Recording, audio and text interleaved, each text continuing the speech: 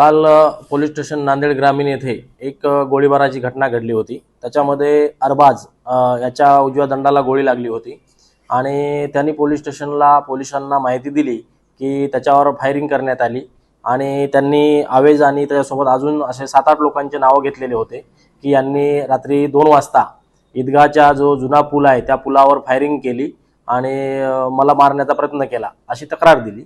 पण तक्रारीमध्ये पोलिसांना संशय आला।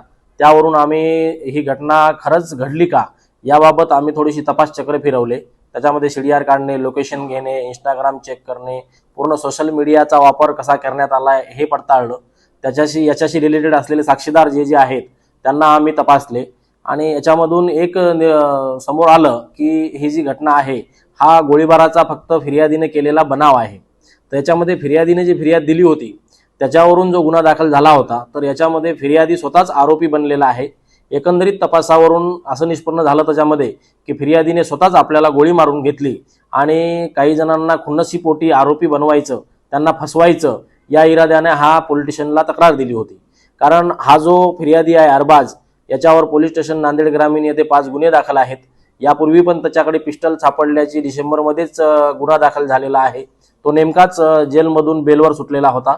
तर तो एक प्रकारचा सराईत आरोपी आहे। त्याच्यावर अनेक गुन्हे दाखल आहेत आणि त्याने कट करून आणि हे कारस्थान करून फसवण्याच्या दृष्टिकोनातून पोलिसांनी इतरांना त्रास द्यावा किंवा पोलिसांचा मिसयूज करावा आणि पोलिसांची दिशाभूल करावी या उद्देशाने त्याने हे कट केलेला होता। या गुन्ह्यामध्ये कालच या गुन्ह्याचा छडा लावून त्याला अटक करण्यात आलेली आहे। आज माननीय न्यायालयामध्ये पीसीआर कामी त्याला आमचे पोलीस अधिकारी घेऊन गेलेले आहेत।